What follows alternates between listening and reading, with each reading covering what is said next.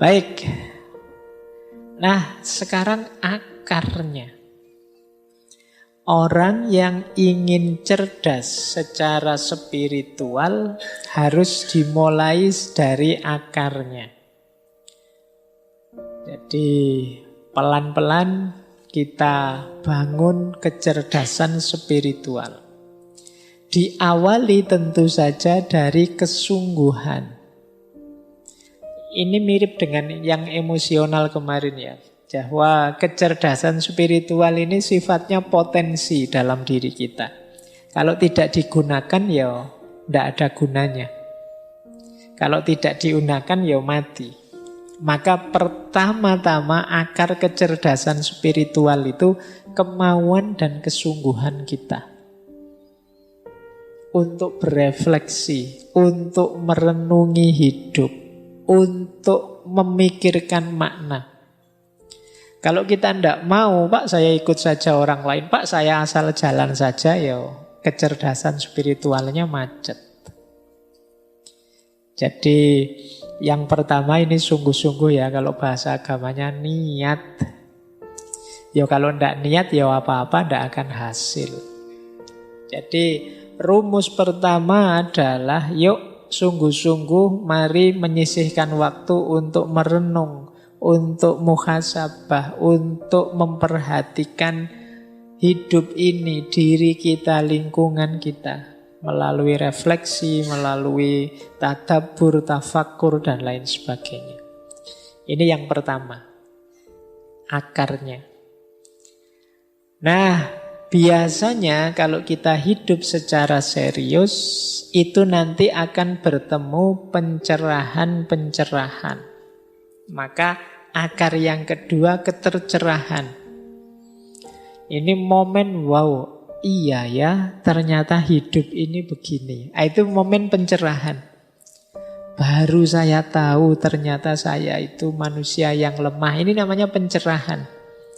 Baru aku sadar ternyata kemarin aku hanya GR saja. Ternyata aku tidak sehebat itu misalnya. Itu namanya pencerahan. Jadi ketika kita mengalami momen-momen pencerahan semacam ini alamat kita lebih cerdas secara spiritual. Jadi kan banyak orang yang belajar tapi ya tidak cerah-cerah.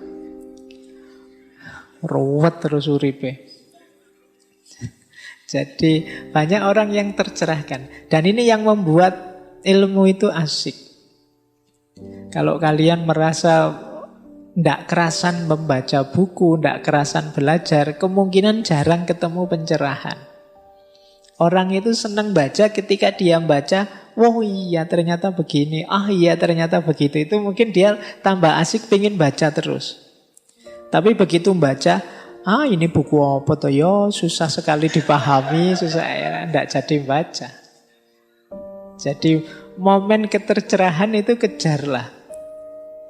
Momen wow, momen aha, momen eureka, momen apa saja.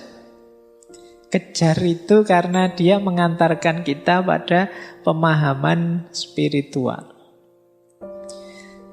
Enlightenment, jadi ketercerahan. Itu rumus kedua. Jadi ada yang sungguh-sungguh, ada yang melalui pencerahan-pencerahan. Nah, akar kecerdasan spiritual yang ketiga adalah ketuhanan. Kesadaran bahwa kita ini ya tidak hanya terhubung dengan sesama, dengan semesta, tapi kita juga punya hubungan dengan Yang Maha Kuasa. Jadi kesadaran ketuhanan akan membuat kita tambah cerdas secara spiritual.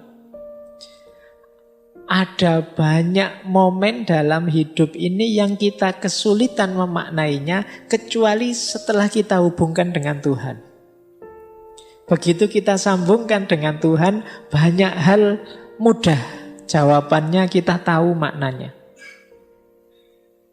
Kenapa ya? Saya sudah belajar sungguh-sungguh, saya sudah kerja keras, saya sudah berkorban banyak, kok masih gagal? Sementara dia tidak ngapa-ngapain cengenges-cengenges sakarepe dhewe. Kok ya sukses? Itu kalau kita kejar jawabannya sendiri sulit kita ketemu. Tapi begitu kita hubungkan dengan Tuhan, jawabannya lebih mudah. Ada banyak momen yang makna dan jawabannya lebih mudah ketika kita sadar hubungan hidup ini dengan Tuhan. Loh, kesadaran keterhubungan dengan Tuhan ini hanya orang-orang yang cerdas spiritual yang mampu. Jadi kalau ada momen peristiwa apapun, dia membacanya selalu melibatkan Tuhan. Kita kan kadang-kadang lupa bahwa kita punya Tuhan. Akhirnya kita kalau gembira terus jadi sombong. Kalau dapat anugerah jadi sombong. Dapat kesulitan terus putus asa. Ada sumpek sedikit terus rasanya dunia gelap. Ini namanya kita lupa kalau kita punya Tuhan. Nah, itu indikasi kita kurang cerdas secara spiritual. Pak, saya itu sudah hitung sampai yang sekecil-kecilnya loh. Kok masih gagal saja? Ya, itu kan kamu berhenti di dirimu sendiri. Kamu lupa bahwa ada Tuhan. Maka akar ketiga dari kecerdasan spiritual itu ketuhanan. Yang keempat, kecerdasan spiritual itu juga mengakar pada pengalaman.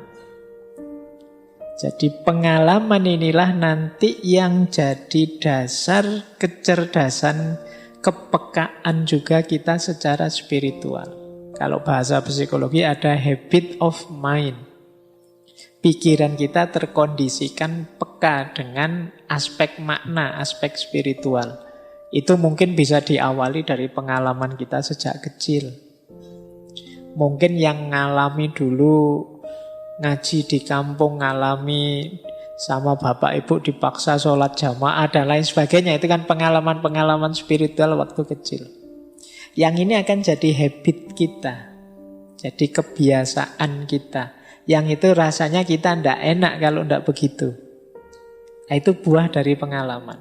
Yang rajin sholat, ketika satu waktu terpaksa tidak sholat, itu kan rasanya ganjel. Sebaliknya juga begitu, yang tidak pernah sholat kok tiba-tiba sholat, itu kan momen mengesankan juga. Jadi, yuk dari pengalaman terbangun habit of mind tadi. Jadi orang yang karakternya baik itu yuk biasanya karena memang dia dibiasakan dalam pengalamannya. Karakter-karakter yang baik. Sehingga terus karakter itu mengakar dalam dirinya. Nah, jadi akar selanjutnya pengalaman. Ya pengalaman itu ada yang kalau dalam ranah spiritual ada yang khas dua selain pengalaman biasa yang dibiasakan tadi. Yang pertama adalah pengalaman luar biasa dalam bentuk pengetahuan. Dan yang kedua pengalaman luar biasa dalam bentuk trauma. Pengalaman luar biasa dalam bentuk pengetahuan itu kalau dalam agama kadang menyebutnya ya pengetahuan intuitif atau kadang disebut laduni. Yang kita tidak belajar tiba-tiba paham. Karena ada ketercerahan itu saat kita membaca tercerahkan. Ada yang tidak membaca tapi tercerahkan. Nah ini pengalaman luar biasa juga. Ini bisa juga menumbuhkan kesadaran dan kecerdasan spiritual. Jadi yang sifatnya intuitif. Wow-nya tidak melalui proses biasa. Ini juga jenis pengalaman. Ada juga pengalaman traumatik. Kalau pengalaman traumatik ini pengalaman luar biasa yang membuat trauma. Cuma traumanya efeknya positif. Geser ke ranah spiritual. Misalnya setelah di DO baru sadar bahwa ternyata Tuhan itu maha kuasa. Nah ini kan traumatik tapi terus membawa ke ranah spiritualitas. Begitu patah hati baru ingat, wah aku selama ini melupakan Tuhan ternyata. Terlalu banyak ingat pacar saja kok lupa sama Tuhan misalnya. Terus jadi trauma yang membawa ke arah spiritualitas. Melahirkan pengalaman-pengalaman baru spiritual. Nah, ini juga termasuk bagian dari kecerdasan spiritual. Nah, yang terakhir, kecerdasan spiritual itu juga muncul dalam interaksi kita dengan sesama. Kepedulian kita dengan sesama. Orang merasakan nikmatnya bersedekah, merasakan asiknya berkorban, merasakan indahnya berbagi dan lain sebagainya. Itu juga bagian dari kecerdasan spiritual. Orang yang tidak cerdas secara spiritual mungkin egois. Diajak berbagi tidak mau, tidak peduli dengan sesama. Waktunya disuruh korban, ala wong sunnah saja tidak wajib dan lain sebagainya. Pokoknya alasannya oke. Nah, jadi ini akar-akar. Carilah akar-akar ini yang memungkinkan kita tambah cerdas secara spiritual.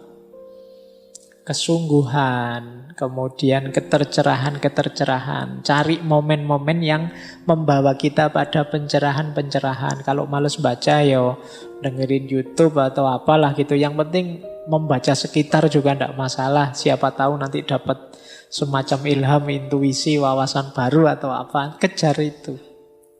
Kemudian juga sadari keterhubungan kita terus-menerus dengan Tuhan. Bahwa hidup ini ya selalu berada dalam hubungan dengan Tuhan. Perkaya pengalaman-pengalaman spiritual.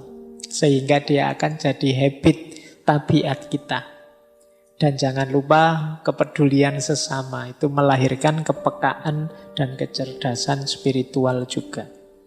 Kejar momen-momen ini biar kita tambah cerdas secara spiritual. Kuncinya nanti di sini.